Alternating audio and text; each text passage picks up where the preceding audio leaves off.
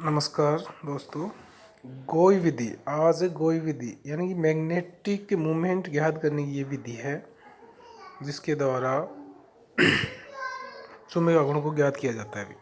अब इसके लिए क्या होता है कि ये जो डायग्राम दिख रहा है अपने को, एक इसमें विद्युत चुम्बक होती है, गोई चुंबक तुल्ला जिसे कहते हैं। ऊपर एक पलड़ा हटी हुई विश्लेषण का तुल्ला होती है। जब इसमें एक नली यूँ एक रस्सी सी लटकी हुई है, उसमें एक नली है, उसके अंदर एक पदार्थ रखा हुआ है। वो पदार्थ दोनों मैग्नेटिक जो तो है उसके बीच में आता है। तो ऐसी पोजीशन होती है इसमें, या तो ये खिंचाव महसूस करेगा या इसको प्रतिकर्षित करेगा। तो उस आधार पर इसका वेट किया जाएगा, तो उससे इसमें पता लगता है।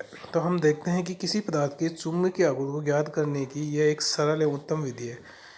इस विधि में एक विशेष प्रकार की गोई तुल्ला में पहले पदार्थ कुछ मात्रा को तौल लिया जाता है। बाद में पदार्थ पर एक चुंबकीय क्षेत्र लगाते हैं और पदार्थ के भार में अंतर को ज्ञात कर लेते हैं। गोई चुंबकीय तुलना उपकरण जो नीचे दिखाया गया चुंबकत्व पदार्थ में कोई अयस्क इलेक्ट्रॉन नहीं होता। प्रतिचुंबकत्व पदार्थों में कोई भी अयस्क इलेक्ट्रॉन नहीं होता,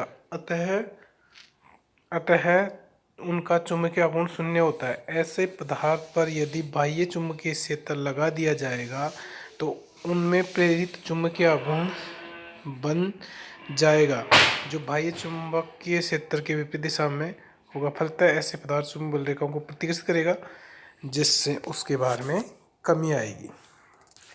एक अनुचुंबकीय पदार्थ जिसमें कि अयस्क इलेक्ट्रॉन होते हैं, अयस्क इलेक्ट्रॉनों के कारण वो चुंबकीय बल रेखाओं को आकर्षित करते हैं। पदार्थ दोनों चुंबक के ध्रुवों के बीच में खींचा जाता है, जिससे उसके भार में वृद्धि होती है। पदार्थ के भार में हुए परिवर्तन की सहायता से उस पदार्थ के चुंबकीय आघूर्ण को परिकलित किया जा सकता है। किसी भी परमाणु अथवा आयन में कितने इलेक्ट्रॉन हैं, इसके आधार पर उसके चुंबकीय आघूर्ण के मान को परिकलित किया जा सकता है। इसके लिए एक सूत्र दिया हुआ है, μs =√n(n+2) बोर मैग्नेट्रॉन्स।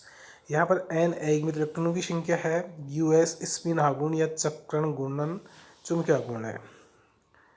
विभिन्न आयनों के चुंबकीय आघूर्ण की परिकलित मान तथा इनके जल योजित आयनों के लिए चुंबकीय आघूर्णों के प्रायोगिक मान को नीचे जो सारणी है उसमें दिया गया है।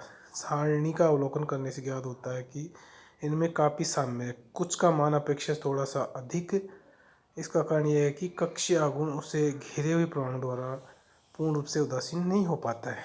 तो यहाँ हम देख रहे हैं इलेक्ट्रॉनों की संख्या दे रखी है, धातु आयन है, फिर इलेक्ट्रॉनों की संख्या है, फिर चुंबकीय आघूर्ण में प्रकलित मान और प्रायोगिक मान है। कुछ यौगिक में चुंबकीय आघूर्ण के मान अपेक्षित या प्रकलित मानों की तुलना में कम होते हैं। एग्जाम्पल K4Fe6 में आयरन +2 ऑक्सीजन अवस्था में है, अतः इसका चुंबकीय आघूर्ण 4.9 के लगभग होना चाहिए, जबकि वास्तव में ये यौगिक प्रतिचुंबकीय व्यवहार प्रदर्शित करता है, अर्थात इसमें कोई भी इलेक्ट्रॉन ही नहीं है। इसका कारण यह है कि Fe2+ D6 विन्यास डी इलेक्ट्रॉन युग्मित होकर निम्न लो स्पिन का संकुल बनाता है, इसके पास में कोई इलेक्ट्रॉन नहीं है। इससे ये ज्ञात होता है। धन्यवाद।